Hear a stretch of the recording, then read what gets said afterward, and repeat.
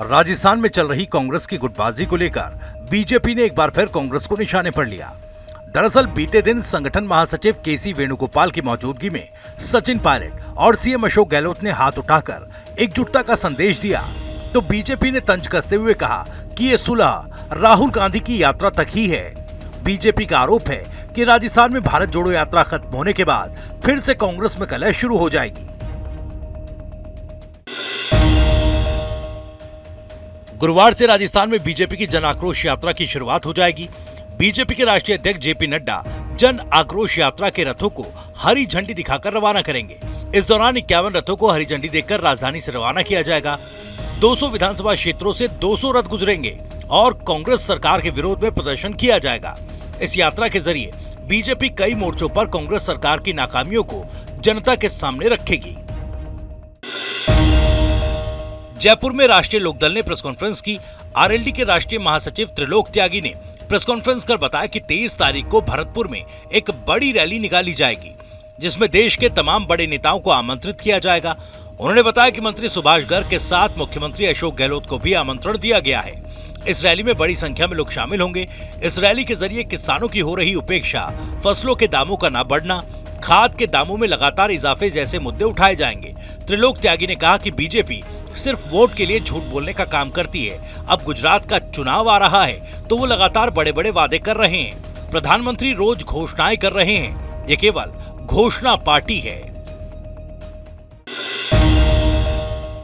राजस्थान में कोविड काल में नौकरी पर रखे गए कोविड हेल्थ असिस्टेंट्स लगातार नौकरी पर वापस रखने की मांग कर रहे हैं। अब सरदार शहर उपचुनाव में कोविड स्वास्थ्य सहायक कांग्रेस विरोध में उतर गए हैं। सरदार शहर उपचुनाव में कोविड स्वास्थ्य सहायक घर घर जाकर कांग्रेस के विरोध में प्रचार प्रसार कर रहे हैं। कोविड स्वास्थ्य सहायक नौकरी की मांग कर रहे हैं और नौकरी नहीं मिलने पर जनता से कांग्रेस को वोट न देने की अपील कर रहे हैं।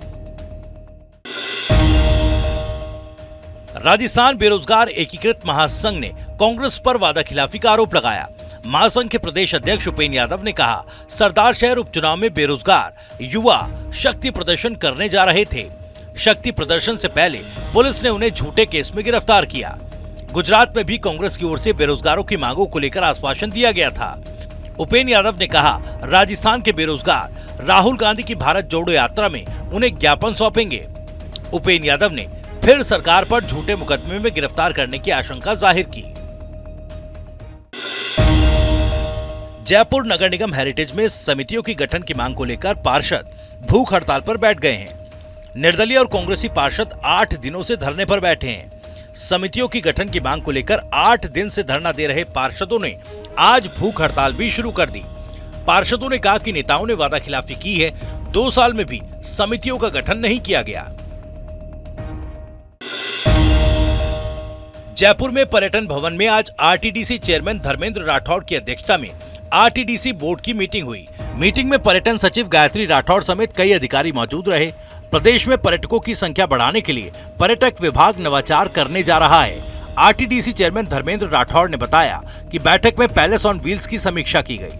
पैलेस ऑन व्हील्स से अब तक 90 लाख रुपए की इनकम हुई है। दिसंबर के महीने तक आरटीडीसी को करीब 1.25 करोड़ रुपए की इनकम होने की उम्मीद है। प्रदेश में पर्यटकों की संख्या बढ़ाने के लिए पर्यटकों को आरटीडीसी की ओर से टैक्सी भी उपलब्ध कराई जाएगी। साथ ही आरटीडीसी हेलीकॉप्टर सेवा की भी शुरुआत करने जा रहा है। फिलहाल हेलीकॉप्टर प्रोजेक्ट पाइपलाइन में है, लेकिन जल्द ही इस पर चर्चा कर इस सेवा को शुरू किया जाएगा।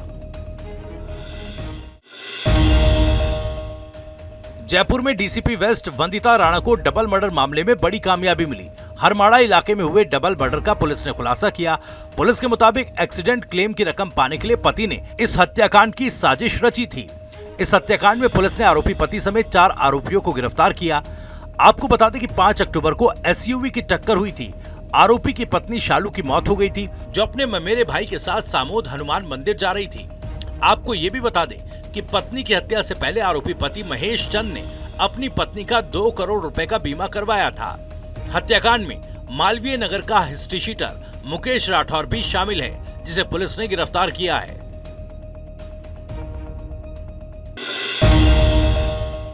जयपुर महानगर के एनडीपीएस कोर्ट में कार्यरत न्यायिक कर्मचारी सुभाष मेहरा की संदिग्ध अवस्था में मौत के मामले में सभी न्यायिक कर्मचारियों ने धरना दिया। दरअसल परिजनों को इंसाफ दिलाने की मांग को लेकर कोटा अदालत परिसर में कार्यरत न्यायिक कर्मचारियों ने अपना काम बहिष्कार कर कलेक्ट्रेट के बाहर प्रदर्शन किया।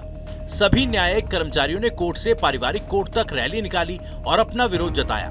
प्रदर्शनकारी कर्मचारियों का कहना है कि सहायक न्यायिक कर्मचारी सुभाष मेहरा की संदिग्ध अवस्था में मौत मामले में अभी तक पुलिस की तरफ से कोई कार्रवाई नहीं की गई और न ही हत्याकांड में FIR दर्ज की गई है। इस मामले की जांच CBI से करवाने की मांग को लेकर कोटा में भी हड़ताल शुरू कर दी गई। इसके साथ ही मृतक परिजनों को 50 लाख रुपए मुआवजा देने की मांग भी की गई है।